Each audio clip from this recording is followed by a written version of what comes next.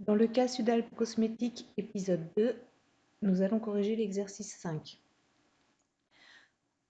On a une entreprise qui fait un investissement de 350 000 € en 2 phases et on vous demande de présenter d'une part le tableau des flux nets de trésorerie et ensuite d'étudier la rentabilité de l'investissement en précisant le délai de récupération. On commence avec le tableau des flux nets de trésorerie. Alors on a une spécificité, c'est que cet investissement de 350 000 € s'effectue en 2 phases. Une première phase de 230 000 € sur 5 ans et une seconde phase de 120 000 € seulement sur les 3 dernières années, de N+2 à N+4, avec une valeur résiduelle de 20 000 €. L'amortissement est linéaire pour les deux matériels.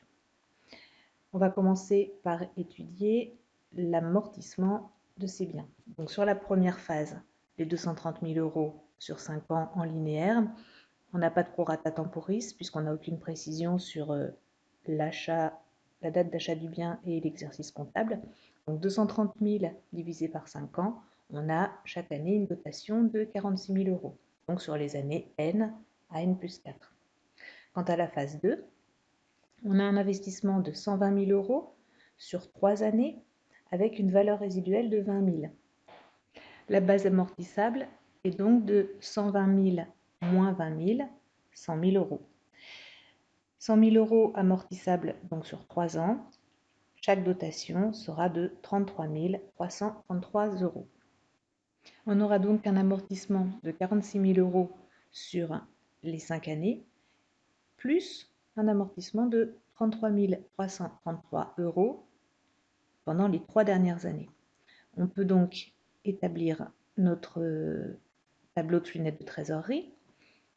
Comme d'habitude, on sait que l'on va avoir le chiffre d'affaires supplémentaire, moins les charges supplémentaires, moins les dotations aux amortissements. Donc on peut reporter ces dotations aux amortissements que l'on vient de calculer dans notre tableau. 46 000 donc pour les 2 premières années et pour les 3 dernières années, on aura 46 000 plus 33 333 € de la deuxième phase d'amortissement. Et c'est pareil pour les 2 dernières années.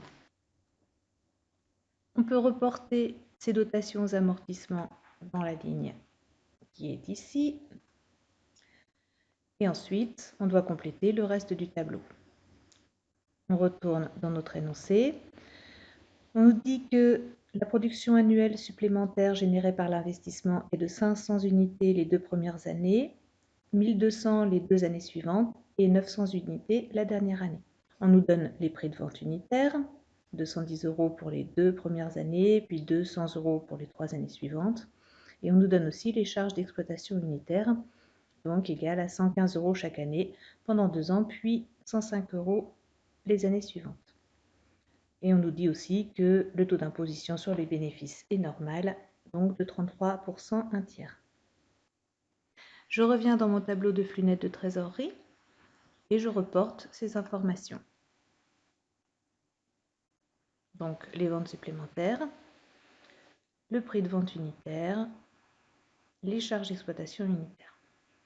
Je vais pouvoir calculer les chiffres d'affaires supplémentaires en multipliant le prix de vente par les ventes.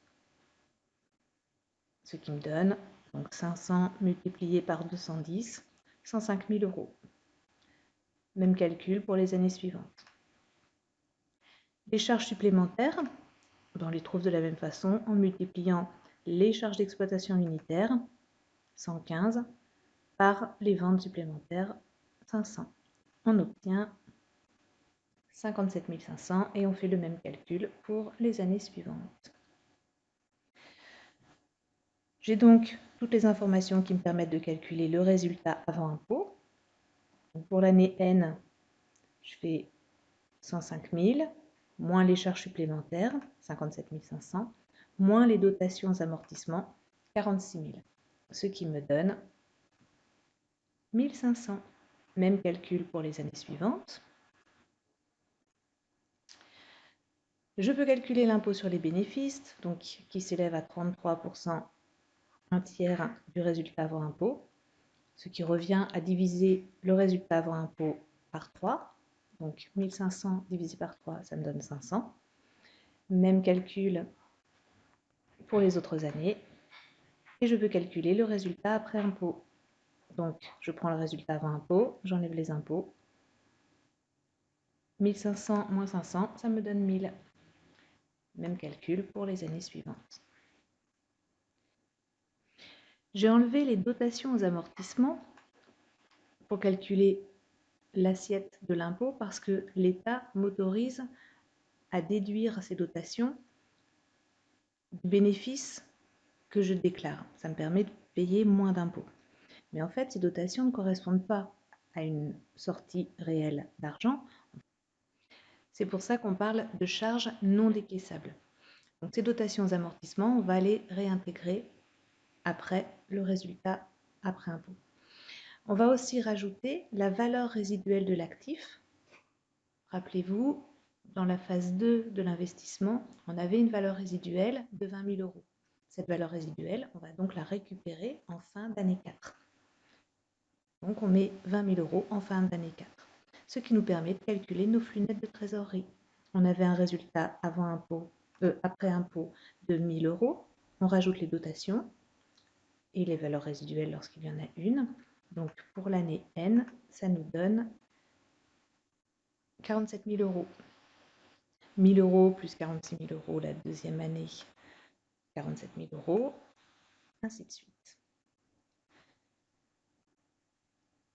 Pour regarder la rentabilité de l'investissement, on va cumuler ces flux. Les 47 000 euros de la première année, plus les 47 000 euros de la deuxième année, ça nous donne un cumul de flux nets de trésorerie pour les 2 premières années de 94 000. On ajoute les 102 444, puis les 102 444, et enfin les 103 444. On va maintenant s'intéresser à la rentabilité de l'investissement, donc de la question 2. Notre investissement de 350 000 euros va être rentabilisé à partir de quelle année? A priori, pas la première, ni la deuxième, ni la troisième, ni la quatrième, mais durant la 5e année. À combien peut-on évaluer cette rentabilité? Puisqu'on a 400 333 euros de flux net cumulés pour un investissement de 350 000, on peut en déduire que la rentabilité de l'investissement est de 402 333 moins 350 000, 52 333 euros au bout des 5 ans. En ce qui concerne le délai de récupération, le capital est récupéré en N+4.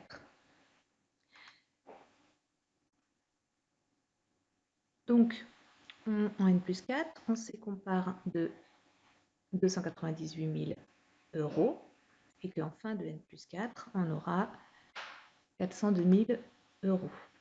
On se demande quand est-ce qu'on va atteindre 350 000 euros. Alors, on sait que sur cette année N+4, on a en 360 jours, on a rentré 103 000 euros 444. On se demande combien de jours il nous faudra pour rentrer 350 000 moins 298 888 euros, soit 51 111 euros de flux entrants. Donc, on fait un produit en croix.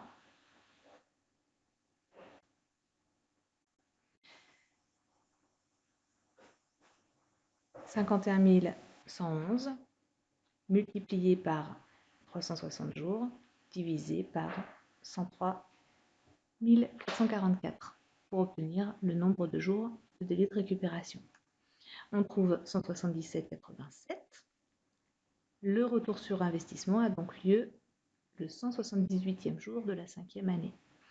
178 jours, ça fait 5 mois, 93. Or, 5 mois, ça correspond à 150 jours. Donc 178 moins 150, il reste 28 jours. On aura donc besoin de 4 ans, ces 4 années-là, 5 mois et 28 jours pour rentabiliser l'investissement.